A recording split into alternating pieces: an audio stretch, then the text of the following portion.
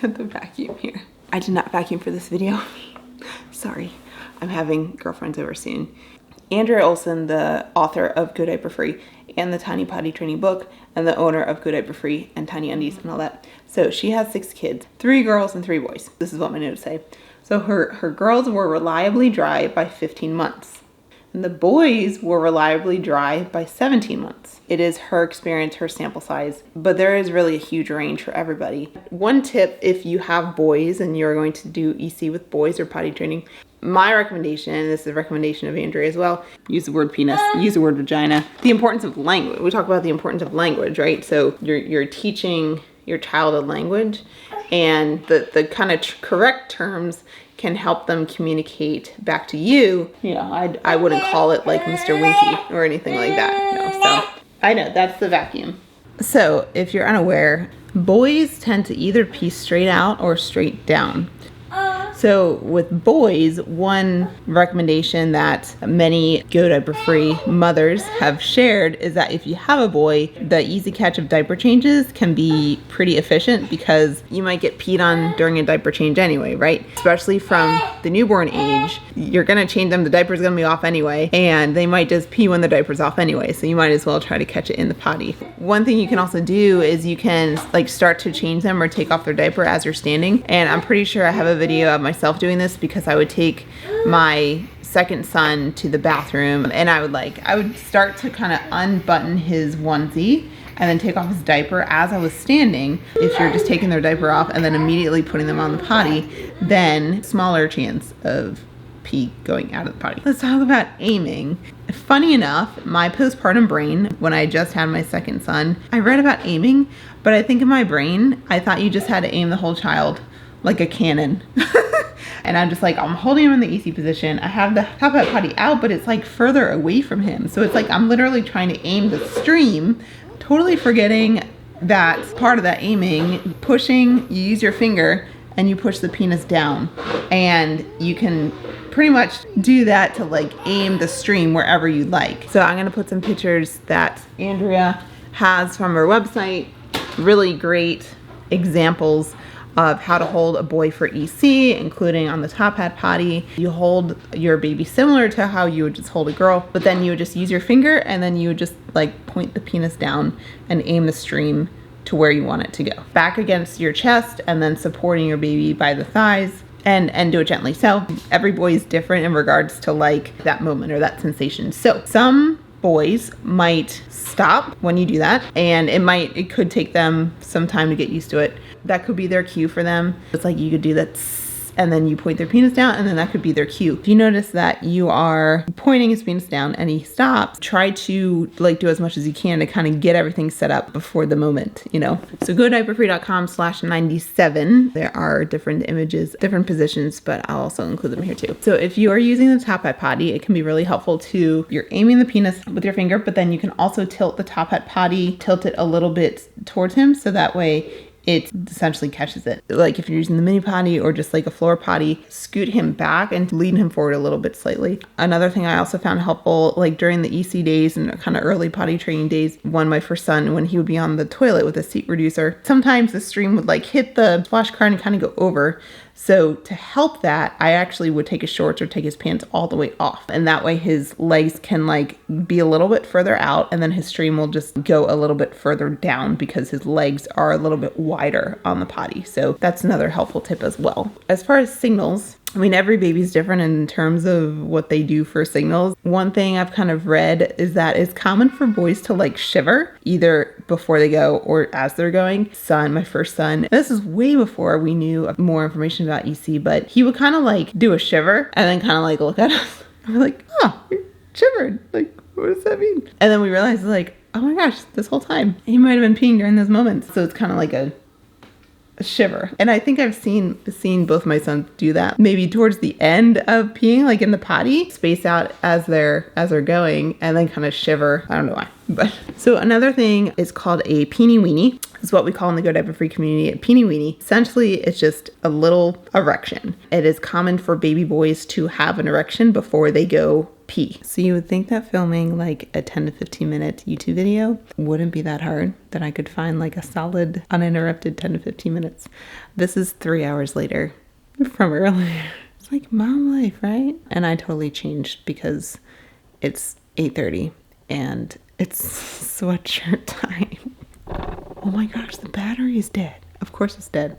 All right, well, let me see what else I can add. Okay, older boys. So as your boy gets older, you might see him like tugging at his penis or doing a pee-pee dance. Girls can have their own pee-pee dance too. I'm a boy mom. I'm like, hashtag boy mom. You are welcome to share in the comments if you have a daughter or daughters, what your daughter's pee-pee dance looks like. So maybe it's the same as my son's. So in case you didn't know, Tiny Undies is completely unisex. Boys can wear underwear, trainers, boxers, whatever you find that works for you and your family, that, you know, your boy likes and prefers. One other item that can work for boys, especially if you're in a colder climate, they're called tiny chaps. They're sold at tinyundies.com. They're this kind of fascinating piece of clothing that is not really known here in the United States. At least I didn't know what they were. They're essentially pants that are crotchless, and they're really popular in China. You don't need to like push your pants down or anything. If they're like still at an age where clothing manipulation is tricky, chaps can be a really good option for them, especially if they pee straight out. I think if they pee straight down, I'd imagine that it can be a little more trickier just because like they're wearing the chaps. So let's talk about wiping for a little bit. Andrea mentions that in her experience, her girls were more interested in wiping at an earlier age than her sons were. She believes that this has to do with the fact that like with girls, you're practicing from the beginning after peeing, but with boys, you don't wipe after pee. So like you can start by physically guiding their hand, and then even something like when they're in the bath, you can say, okay, can you reach down and like you find your whatever you want to call it. And then after you kind of like guide their hand and then slowly start to, you could take turns and be like, okay, mommy's going to go first and then you're going to take your turn. And then you kind of gradually give them more and more independence, and then you just kind of observe. Like it's not going to be a great job in the beginning. Just like anything, it'll get better over time. Let's talk about if you have a child that whenever their diaper's off, whenever their penis is exposed, they just like grab their penis, or if they play with their pee while they're on like the mini potty. So Andrea does say that this is totally normal, but her suggestion is just a firm no. The babies are going to explore like anything and everything, but kind of just drawing a boundary and just saying, you can do the sign. This is a sign for no. You shake your head, and then you can redirect them with a toy or something.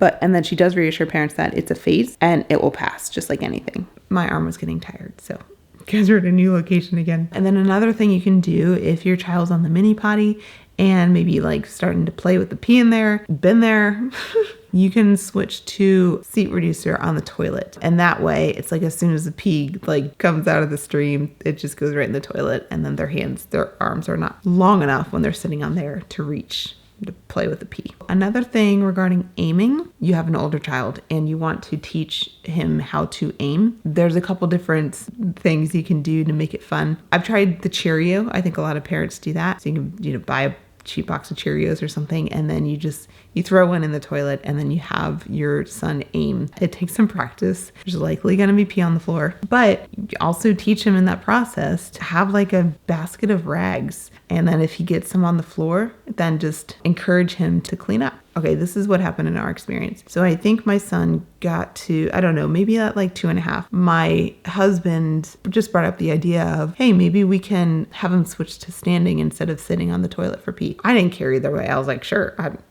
I'm leaving that up to you. Sure, you teach him how to do that. The transition to teach him to aim was actually a little challenging for us because it would kind of be this like power struggle of like, you push my penis down. And we're like, no, you push it down. And then he would start going, and then the pee would just go everywhere. And so then I'm like, okay, I think I know a solution for this, which helped a lot. They sell these on Amazon for like $15. They have these little boy urinals, and they're super cute, by the way. We got a little frog one, a little one that looks like a frog, and you can install it at their height. They just kind of push their pants down, and then they just pee, and then it goes right into there. I love it. And so it's just like a totally independent thing. So if you want your boy to stand and pee, a little like urinal is really great. And hey, I mean, you can like pair up the chaps and the urinal together, and like, there you go. You got a potty independent child at like walking. I hope some of these tips help for boys and ECs. I use way more words than I need to, for sure. I think when we were cleaning tonight, I'm like, truck, toy box, truck, toy box. It actually worked. So I'm like, I'm gonna try this and talk like a caveman, like truck, toy box, train, toy box. Yeah, just wherever you are in your EC journey, be consistent. Thank you for joining me on this evening in my house, hanging out with me in the kitchen, in the living room. Please put any questions below. This is a requested topic from my followers on Instagram.